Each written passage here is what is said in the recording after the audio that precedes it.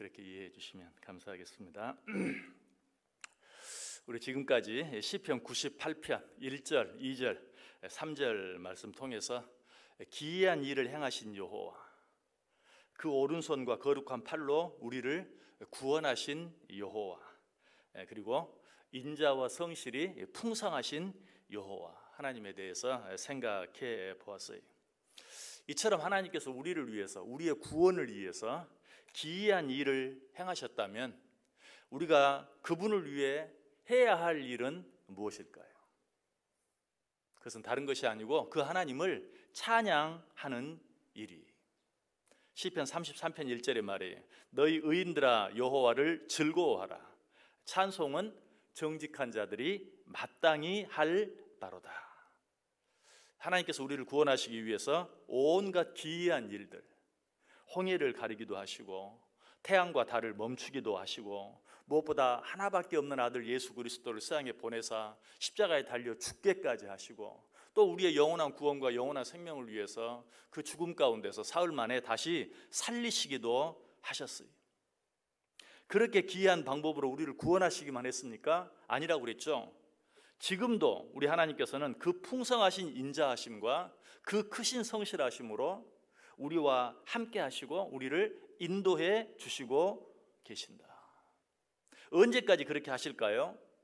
끝까지, 영원까지 우리를 포기하지 아니하시고 계속해서 그렇게 하신다. 사도 바울은 이 사실에 대해서 뭐라고 말해요? 빌립보서 1장 6절에 너희 안에서 착한 일을 시작하시니가 그리스도 예수의 날까지 이루실 줄을 내가 확신하노라. 마태복음 28장 20절은 뭐라고 말합니까? 볼지어다 내가 세상 끝날까지 너희와 항상 함께 있을 것이라. 이 하나님께 우리가 어떻게 해야 해요? 오늘 본문 시편 기자의 고백대로 우리가 마땅히 그분을 찬양해야 돼요. 어떻게 찬양해야 하는가? 4절 보세요. 온 땅이여 여호와께 즐거이 소리칠지어다. 소리내어 즐겁게 노래하며 찬송할지어다. 여호와 하나님을 찬양하라고 말하면서 제일 먼저 어떻게 하나님을 찬양하라고 말합니까? 소리를 내어서, 아니 좀 더 심하게는 소리쳐서 외침으로 우리 하나님을 찬양해야 한다라고 말하고 있죠. 이 세상에 존재하는 악기 가운데 가장 아름다운 소리를 가진 악기가 무엇인 줄 아세요? 사람의 목소리. 왜 그럴까요? 다른 모든 악기들은 사람이 만들었지만 이 사람의 목소리라는 악기는 누가 만들었어요? 하나님이 만드셨어요. 그래서 어떤 악기보다도 사람의 목소리, 물론 모든 사람이 정말 가장 아름다운 목소리로 찬양할 수 있는 건 아니지만 그러나 정말 열심히 훈련받고 준비된 사람이라면 이 세상에 그 어떤 악기도 흉내낼 수 없는 아름다운 목소리를 낼 수 있다고 그래요. 그런 소리를 낼 수 있는 것이 바로 사람의 목소리. 우리는 우리의 목소리로 하나님을 찬양할 수 있어야 돼요. 그런데 사람의 목소리가 항상 무조건 아름다운 것은 아니. 왜냐하면 하나님께서 우리에게 아름다운 목소리를 주신 이유는 하나님을 찬양하게 하기 위해서예요. 세상의 모든 것들이 다 그러한 것처럼 그것이 만들어진 목적대로 사용될 때 아름다운 거예요. 여러분 가정에서 음식을 만드는 칼을 한번 생각해 보세요. 그 칼로 아름다운 음식을 만들 때 어때요? 그 칼은 아름다운 도구가 되지만 그러나 다른 잘못된 용도로 사용되면 어때요? 아주 흉악한 무기가 될 수 있죠. 사람의 목소리도 마찬가지. 하나님이 왜 우리의 목소리를 이렇게 아름답게 허락해 주셨는가? 하나님을 찬양하라고. 그런데 그 목소리로 하나님을 찬양하지 아니하고 그저 인간들만 찬양하고 자기 자랑만 하고 자기만 높이고 하면 어때요? 그 목소리는 결코 아름다운 목소리가 될 수 없는 것이. 인간의 목소리는 하나님께서 창조하신 목적대로 하나님을 찬양하는 데 사용될 때 가장 아름다운 것이 된다. 그래서 스펄전 목사님은 이렇게 말했습니다. 인간의 음성이 최고조에 달하는 때는 최상의 기분으로 최고의 존재께 최상의 가사로 노래할 때이다. 인간의 목소리가 언제 가장 아름다운 줄 아느냐? 최상의 기분으로 최고의 존재께 최상의 가사로 노래할 때이다. 무슨 말이에요? 하나님을 찬양할 때 인간의 목소리는 가장 아름답다. 그러므로 우리는 이 목소리로 하나님을 찬송할 수 있어야 돼요. 요나서 2장 9절에 보면 이런 고백이 나오죠. 나는 감사하는 목소리로 주께 제사를 드리며 나의 소원을 주께 갚겠나이다. 감사하는 목소리로 주께 제사를 드리겠다. 여러분, 우리는 우리의 목소리로도 하나님께 제사를 드려야 돼요. 어떻게? 하나님을 찬양함으로. 그런데 하나님께서 기뻐하시는 것은 당신께서 직접 만드셨다고 해서 사람의 목소리로 찬양하는 것만 기뻐하시는 것은 아니에요. 당신이 창조한 사람들이 하나님을 창조하기 위해서 만든 다른 악기들로 하나님을 찬양하는 것도 하나님께서 기뻐하세요. 오늘 본문 5절 보시면 수금으로 여호와를 노래하라. 수금과 음성으로 노래할지어다. 수금은 사람이 만든 악기 중에서 가장 아름다운 소리를 내는 악기라고 해요. 그 음색이 너무 부드럽고 표현력이 풍부한 그 악기가 바로 수금이다. 그래서 오늘 시인은 악기로 하나님을 찬양하라고 말하면서 맨 먼저 악기 중에 가장 감미로운 소리를 내는 수금에 대해서 이야기하고 있어요. 우리는 이처럼 아름다운 소리를 내는 악기들로 하나님을 찬양해야 돼요. 그렇다고 수금처럼 아주 부드럽고 감미로운 소리를 내는 악기만 가지고 하나님을 찬양해야 하는가? 그렇지 않아요. 6절에는 뭐라고 말해요? 나팔과 호각 소리로 왕이신 여호와 앞에 즐겁게 소리칠지어다. 이 나팔, 호각 이런 것들은 아주 소리가 큰, 그렇죠, 뭐 트럼펫이나 뭐 이런 것들 보면 어때요? 소리가 굉장히 크잖아요.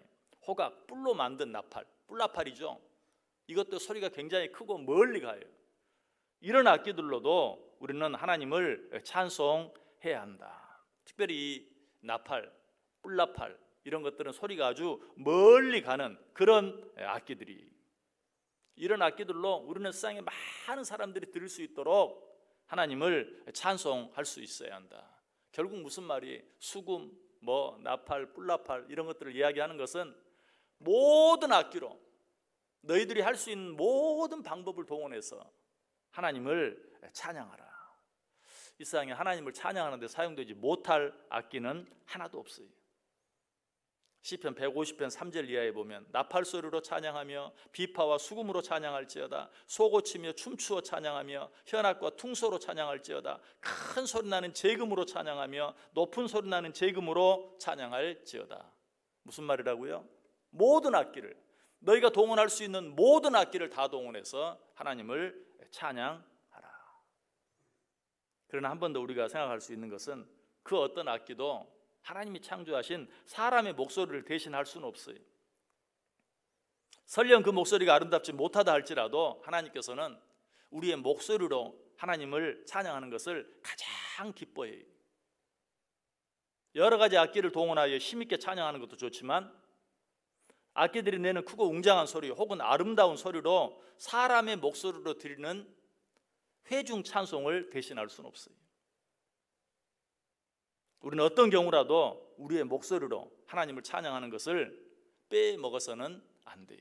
그래서 오늘 본문 7절은 또 이렇게 말해요. 바다와 거기 충만한 것과 세계와 그 중에 거주하는 자는 다 외칠지어다.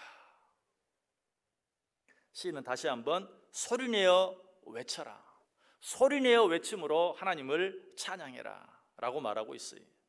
자, 그런데 누가 외쳐야 한다고 말하죠? 이 세상에 존재하는 모든 것들은 하나님을 향해 외쳐야 한다. 어디 그런 말이 있어요? 7절에서 바다와 거기 충만한 것과 세계와 그 중에 거주하는 자는 다 외칠지어다.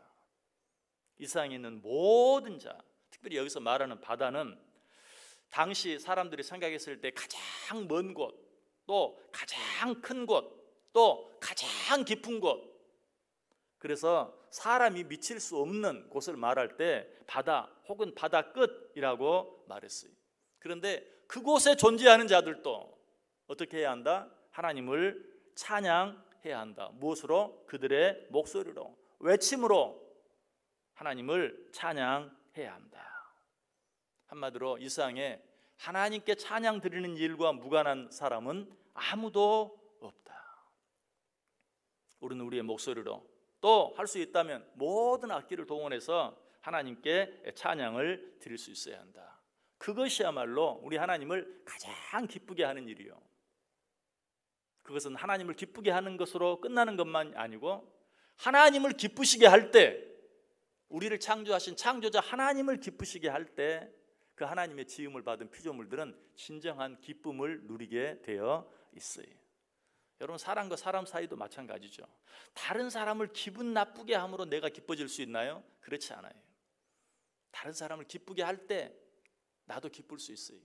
하물며 우리를 창조하신 창조자 하나님을 기쁘게 하면 그 하나님께서 지으신 우리 자신은 얼마나 더 기쁘겠어요. 여러분, 오늘 하루 기쁘게 살기를 원하십니까? 기쁘게 살기를 원하세요? 즐겁게 살기를 원하세요? 기쁜 마음으로, 즐거운 마음으로 하나님을 찬양해 보세요. 여러분의 입으로 늘 감사의 말, 감사의 고백들을 해보세요. 아름다운 목소리로 하나님을 찬양해 보세요. 꼭 음정이 있어야만 되는 것은 아니. 하나님이 주신 날씨, 하나님이 주신 사람들, 하나님이 주신 여러 가지 환경들, 모든 것들을 생각하면서 하나님께 감사하고 하나님을 찬송하고 하나님을 높여보세요. 그 일을 통해서 우리 하나님은 기뻐하시고, 우리가 하나님을 높이면 하나님께서 우리를 높여주시는 것처럼, 우리가 하나님을 존귀하게 여기면 하나님도 우리를 존귀히 여겨주시는 것처럼, 우리가 하나님을 기쁘시게 하면 하나님도 우리를 기쁘게 해주세요. 오늘 하루 정말 기쁘게 살기를 원한다면, 여러분의 인생이 정말 기쁜 인생이 되기를 원한다면 하나님 주신 목소리로, 또 여러분이 할 수 있는 모든 악기로 하나님을 찬양하시고 그 찬양을 통해 하나님을 기쁘시게 하세요. 오늘 하루도 그렇게 해드림으로 오늘 하루가 정말 기쁘고 즐거운 하루, 그렇게 하루하루를 살아감으로 우리의 남은 인생 전체가 기쁘고 즐거운 인생 되어줄 수 있기를 주님의 이름으로 간절히 축원합니다.